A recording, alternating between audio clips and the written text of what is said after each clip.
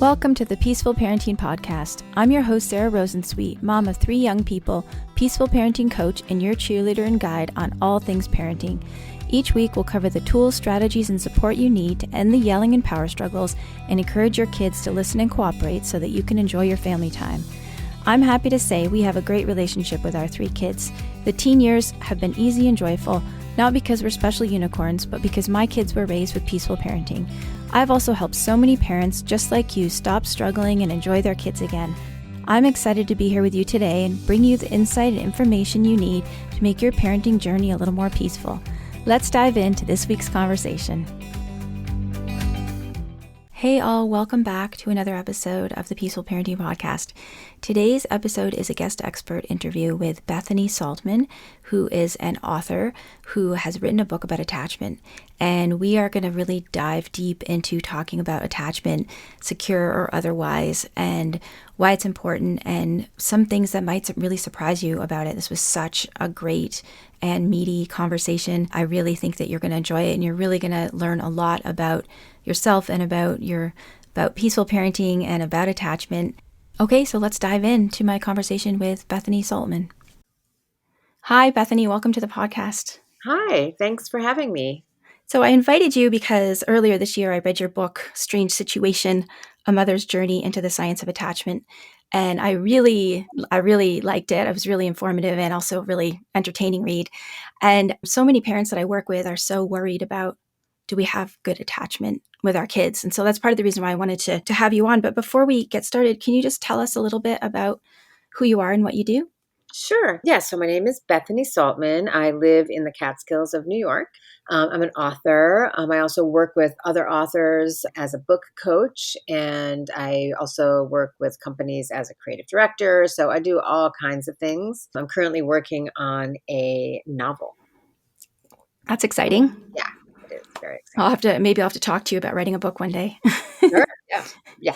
All right, great. Well, can you just tell us a little, just to set the stage for people who aren't familiar with the Strange Situation, maybe you could just tell us a little bit about, different attachment styles and, why they're important. Maybe we'll start there. You don't have to go into like every single attachment style, but maybe just a little overview for people who aren't familiar with them. Sure. First of all, even the term attachment style is not what the scientists use. Generally, the scientists talk about attachment patterns. And I really like that better because we think so much about style, and we think it's kind of something we put on and take off, and like it's a preference.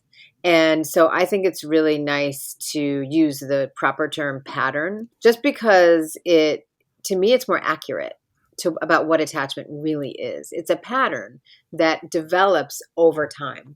And like any pattern, we can change it. And that's the most important thing to remember right off the bat. So attachment patterns are essentially securely attached and insecurely attached. Every one of us is attached, except for the most extreme versions of, neglected children in orphanages that have zero attachment to anybody. But again, that is extremely rare. So would that be radical attachment disorder?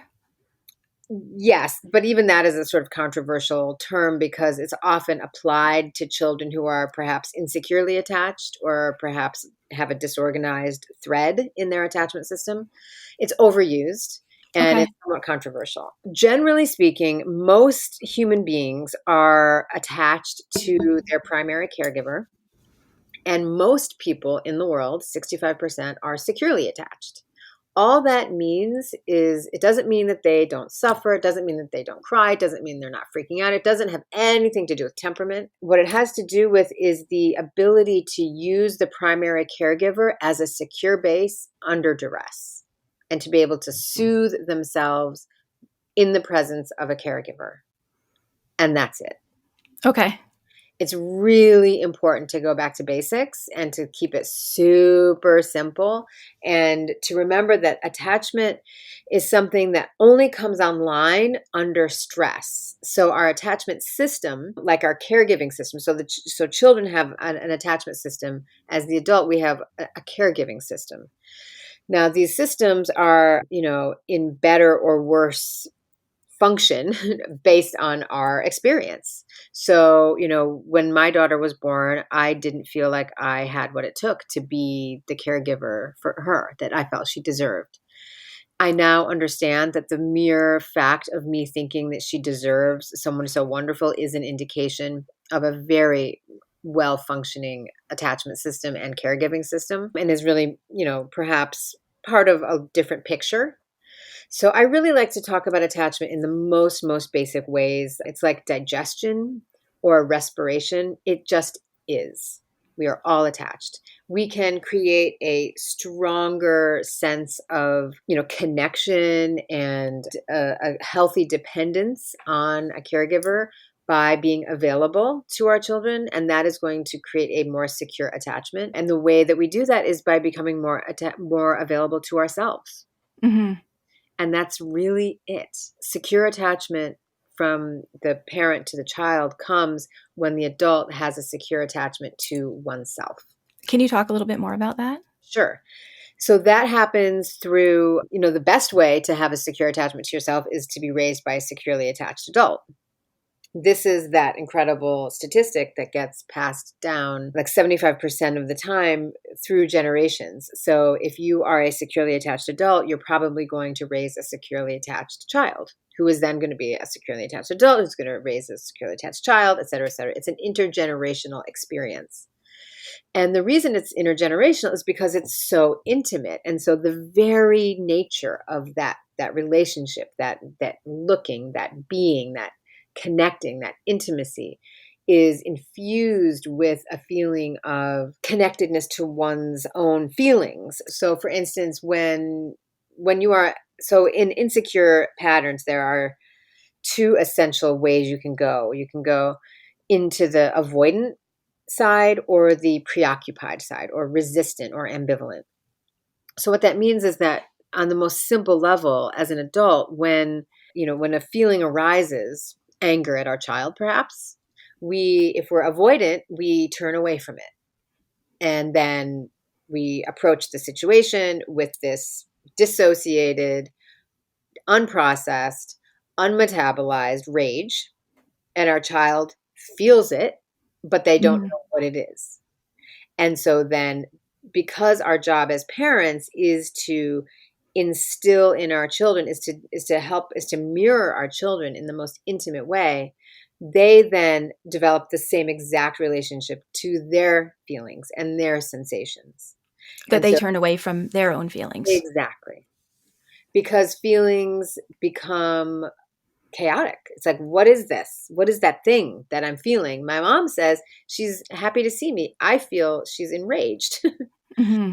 Now, this is different from healthy metabolized sublimation or process or working it out. I'm not suggesting by any means that we express in a direct way our rage to our children. But if we ourselves are not in touch with it, so that we can process it on some level, it goes straight out. It continues to, it persists. Yeah, in peaceful parenting, we teach the first big idea is self-regulation, which doesn't mean you don't get upset. It means that you know how to calm yourself and soothe yourself when you are upset. That is exactly right. That is Mm-hmm. exactly right. So that's a step towards a secure attachment pattern, is what you're saying, is that we can regulate ourselves. It is the most important step toward a secure attachment. Absolutely. There is no chance that we will be able to, especially if we come from an insecurely attached world, if we, struggle with either avoidance or resistance or ambivalence, which means, in that example, if we are feeling rage toward our child, which, by the way, is normal, then the preoccupied, or the adult version is preoccupied. The child version is called resistant or ambivalent. But the preoccupied adult would, instead of just being able to say, ho, ho, ho, ho, my God, like this is big, I'm feeling this. And it doesn't have to be long and drawn out. It's more on the sensation level, just, being able to experience one's feelings. The preoccupied adult makes a whole big crazy story about it. Like, I feel this way, I don't feel this way. It's this person's fault, it's that person's fault. It's, it just creates a lot of mishigas instead of like, whoa, there's a lot of anger here and it's on me to deal with it. And it's not my kid's fault. It's not my mom's fault anymore. It's not even my fault. It just is. It's here. And it sounds like this really kind of esoteric work that you have to go to therapy and yoga for. But I love to remind people that 65% of humanity is doing this on their own. Most of the world is not going to therapy. Most of the world is not, in life coaching and yoga and peaceful parenting as such. It's just a human way of experiencing one's feelings. It's so simple. And so, I really like to normalize this whole thing for parents because, Western parents in the parenting, and I'm using quotes for people who can't see me, in the parenting space, do a lot of, hand wringing over this. And I get it. I get it. There's so much worry. So much There's worry. so much bloody worry. Mm-hmm. And I know that that's a sign of care and love, and that's beautiful. But the worry is not going to help. Well, it's the opposite of what you're talking about in terms of self-regulation. Because for me, self-regulation, two pieces come in. One is mindfulness in terms of being aware of what you're experiencing, and the other is self-compassion. Yes. Right. And those are the opposite of worry and beating ourselves up. Precisely. Mm-hmm. Yes. So tell us about, let's just go back a little bit to the strange experiment. Is that what it's called? Strange situation. Strange situation, right? Yeah. Strange And situation. one more thing, just before we move on, in terms of being a so-called peaceful parent, I just did an Instagram post recently, and the title of it was, "I am not a peaceful parent." And just trying to all this identity around what kind of parent am I, and oh my gosh, it's like I'm a Bethany Saltman parent. I'm a healing parent. I'm a wreck parent. I'm doing the best I can parent. Well, that's all peaceful parenting. Peaceful parent. No, You're a peaceful parent even if you lose it, even if you lose it and you're not perfect. So you can claim that title if you want. Yeah. No, I know that you understand that, but we get really lost in these phrases and in the terminology. And as far as attachment is concerned, there's attachment parenting, and there's so many words around it. And really, we're all attachment parents, whether you wear a sling or co-sleep or nurse or, feed your kid McDonald's and, any of it. We all are attachment parents because that is the very basis of what it means to be a parent. Well, I mean, what I teach is that we are hardwired for connection and attachment, right? That's how we survive. And that's what our nervous systems were built to do. Or one of the things they're built to do is to monitor other people's nervous systems that we're in relationship with, right? And in the service of connection and attachment. Absolutely. And we're monitoring it even when we're not aware that we're monitoring. Yeah, neuroception, right? Exactly. And so we could all do ourselves a big solid and just stop worrying about it, because our bodies will take care of it. We will orient in a way. Now, again, if we are really struggling, by all means, we need support. I'm not here to suggest that everybody's, it drives me crazy when people say, my parents did this to me and I'm okay. And I'm like, well, maybe you're okay. Maybe you're not okay. We can always improve. I really like to think of it as, version 2.0. Mm-hmm.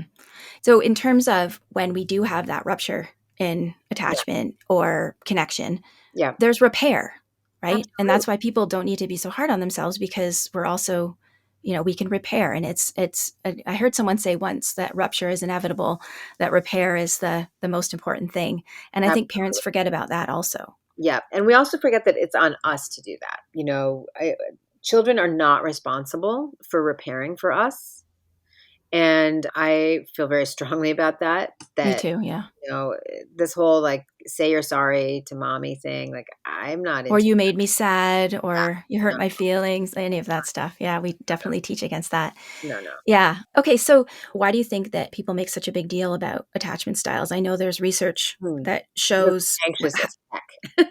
Sorry. Yeah, definitely. But there is research that shows that people's lives are harder when they do have a disorganized or the ambivalent attachment, correct? Absolutely, yes. So attachment security it's if there were a magic bullet, it would be it. Now, it's not going to take away suffering, and it's not going to take away, just everyday pain or, of course, obviously we're human beings, but having the ability or the capacity to feel one's feelings and respond in kind, out of kind of a more natural sense of like, this is what I'm feeling and this is how I'm going to respond, which is what a secure attachment gives you. It provides so much support in every area of our lives. So absolutely, secure attachment is, the most important way to provide the lives that we all say we want to provide for our kids. So I always say, if people are really serious about providing this like amazing experience for their kids and this perfect life, then they should, really reflect on how they can best learn some self-compassion and some mindfulness, because those Mm-hmm. are the things that create a secure attachment in the adult, which will then be transmitted to the child. Yeah, you just answered the next question I was going to ask, which was if we suspect that we don't have a secure attachment pattern ourselves as adults, what can we do? Because I know one thing I took from your book, which I haven't gotten in many other places, is that it's not set in stone, your attachment pattern. And a lot of people think that. And I think that's even what I was taught, was that you have this one attachment pattern that can be discovered and that's what it is. But what I took from your book was that's not true. So is that your answer, I guess, mindfulness and self-compassion in term if we do feel that we didn't have a secure attachment when we Yeah, were. and that's good work for any of us, for all of us. Mhm. I'm a long-time Buddhist practitioner, and learning how to meditate will just make your life so much better. Mhm. So that's just a great thing to do. And I realize I'm sort of contradicting myself from what I said earlier, which is that you don't have to do these things in order to have a secure attachment. Both things are true. You know, the majority of human beings on the planet don't do a lot of those things and still are just kind of raised with a good enough kind of resilience in terms of relationships. But, being who we are, we can really benefit from those things. And, when we go into it as another thing to do, part of a to-do list, and, to make ourselves better, self-improvement, that's just so much more stress and so much more anxiety. But Mhm. one of the things I really love about Mary Ainsworth's work, who I talk about a lot in my book, who's one of the original researchers in the science of attachment, she found that the experience of mutual delight was really pivotal in securely attached pairs. And so I really like to use the idea of delight as a way of opening this thing up for people and to just live a life of delight. And, we are so afraid to do that. We think like, oh, I can't give myself this glorious day off because, I'm going to turn lazy. I'm going to, not set a good example. Everything's going to dry up, everything's going to go away. That we have so much anxiety in our culture. And in fact, when we allow delight in, when we learn what delights us and how to experience our own delight, when I work with people, I ask them to keep a delight diary. Like, what is it in your life? And it doesn't have to be any kind of a big deal, but to just start indexing on delight as opposed to anxiety. I love that. I was grinning when you said delight because one of the main things that I teach parents is that to delight in their children as Yeah, a connection strategy. That's pretty easy to do if you bring that to your awareness. You don't need extra time to do it. You can just exactly. delight in your child. And I also love that you mentioned that our culture has a hard time with that. And I think that's because capitalism is so steeped in everything that we do. You don't deserve a rest until you've gotten all of your things done, or time off, or time to do nothing. So it's hard though, because I think I feel that way sometimes when I sit down. I'm like, oh, I should really do the dishes, but oh, I want to rest. Yeah, no, exactly. Or I want to just, like this morning, Azalea is here. She's 16 and a half now. And, I wanted to make her breakfast and I wanted to, like help her with her room, get ready for school and just like be a mom. I love that. And, she's getting Hmm. older and it's getting harder and harder. And I'm going to set aside any work and deal with it later in order to take that time with her. But there are definitely a lot of voices in my head, calling me a bad freelancer. It's so hard when we're our own bosses, isn't it? Oh my gosh, I'm yes. the worst boss. I love that you're taking that time for your daughter. I have three teenagers. Well, actually, a 15, 18, and one not teenager. He's 21. But I find the theme of having kids that age is keeping yourself relevant. And, hey, do you want help with your room? I love that. You're Yes. keeping yourself relevant with Azalea. Oh, yeah, yeah. I mean, I make her bed. I do so many things that are ridiculous I should not be doing.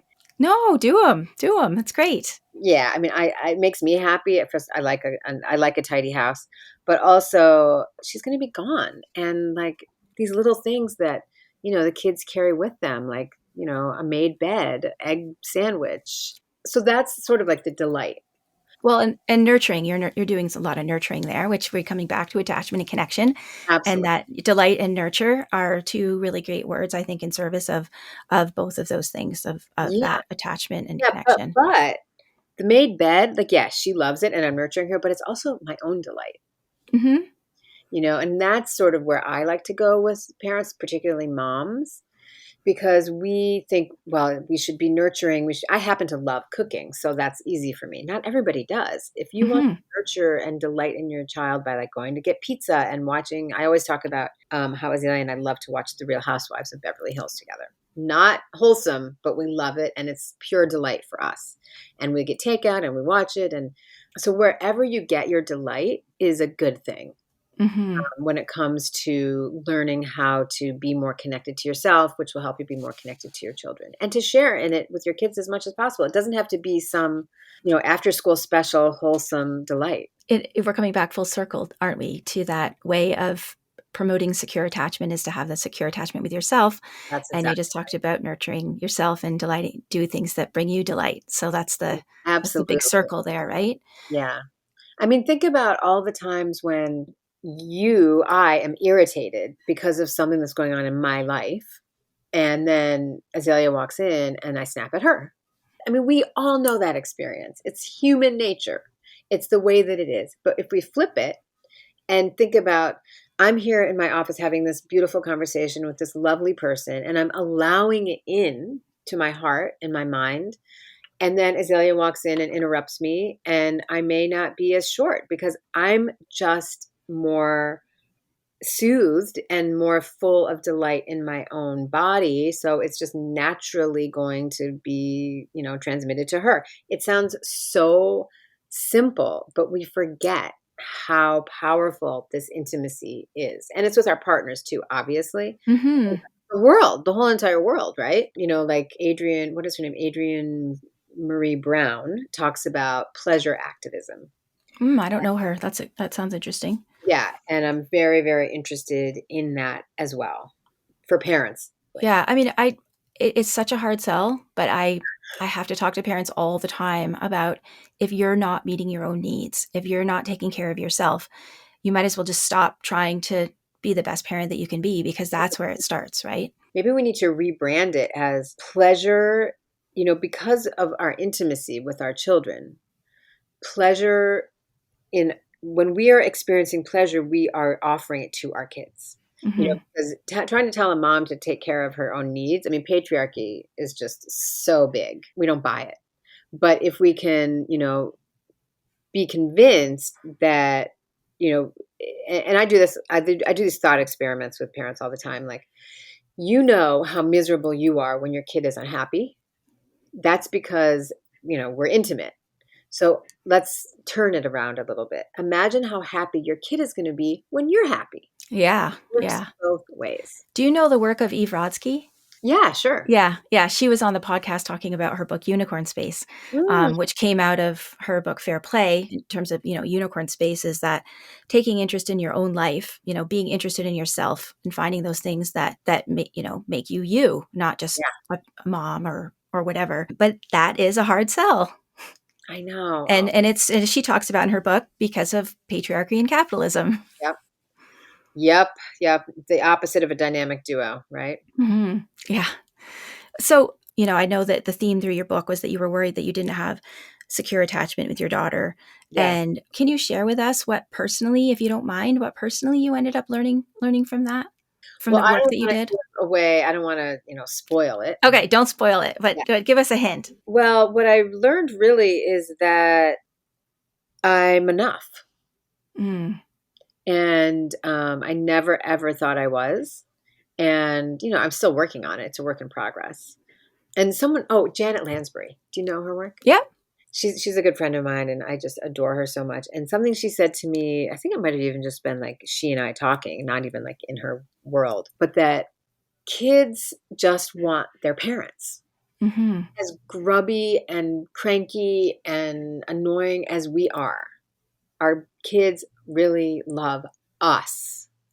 And that has been a great, great teaching for me. I saw this great cartoon once that was like a mother and child walking hand in hand, and the mother's thought bubble was filled with, I didn't do this, and, Mm. beating herself up, right? And I yelled at my kid and blah, blah, blah. And the child's thought bubble said, I love her. And I love that so much. It's so perfect. It is so perfect. And the thing that gets us into trouble and that's going to change the kid's thought bubble is all that agitation, because it's going to Yeah. make them agitated and angry and hurt our kids. Yeah. Yeah. We always I teach do it all the that time, but that's what, yeah, sorry. so I was going to say, beating ourselves up gets us so much further from where we want to be as parents. And it really isn't until we stop beating ourselves up that we can actually be the parents that we want to be. And it's so hard for Oh, people to believe that, but it's so true. I've been doing this work for almost a decade, and I've never seen anyone progress in the work that they want to do until they stop beating themselves up. yeah, no, it is 100. And for everything, by the way, for Yeah. the way your body looks, for the way you keep your house, for the way you suck at gardening, talking about myself, all the things, like, it's just not appropriate. It's not relevant. It's not interesting. It's just a drag on everybody and everything. And we gotta practice letting that go, because it's killing us, and it's hurting our kids. Yeah. Do you know Kristen Neff's work? She was my guest on the podcast last week. Oh, no way. Yeah. She's wonderful. I felt like I was talking to a rock star when I was interviewing her. Yeah. No, she's really lovely, and she's done a lot of real work around this. And I love how vulnerable she is. Like, she talks about it in, personally. And so you can really trust her. Yeah, she had a really she corrected me, has not had a really challenging child to parent. She's walked the walk for sure. Yeah. Well, even before parenting, I don't know much about her life before then, but yeah, just like what got her into the work was a lot of suffering. Yeah. Thank you so much, Bethany. This has been such a meaty conversation, and I know it's going to be really comforting and helpful to so many parents who are so worried about secure attachment. And I'm going to ask you the question that I ask all my guests, which is, if you could go back in time to your younger parent self, what would you tell yourself? What advice would you give yourself? Oh my gosh. I mean, you can't really say, delight in every minute, because you won't. So like some actionable advice, I think I would say you're really, really doing a great job. Knowing what I know now, I have a 16-and-a-half-year-old, and she's so awesome. And I know, and we joke sometimes about, like, some dark moments I've had. And there are others that I'm sure are not being joked about, that will be revealed or not revealed later in life. She can talk about them in therapy. Yeah, exactly. But yeah, I would just really, I wish I could have like put a hand on my shoulder and said, good job. Like, you are really, really working your edge. Your heart is big. That's all she needs. Yeah, I love that. Thank you so much. Yeah, thank you. Thanks for listening to this week's episode. I hope you found this conversation insightful and exactly what you needed in this moment. Be sure to subscribe to the show on your favorite podcast platform and leave us a rating and review on Apple Podcasts. Remember that I'm rooting for you. I see you out there showing up for your kids and doing the best you can. Sending hugs over the airwaves today. Hang in there. You've got this.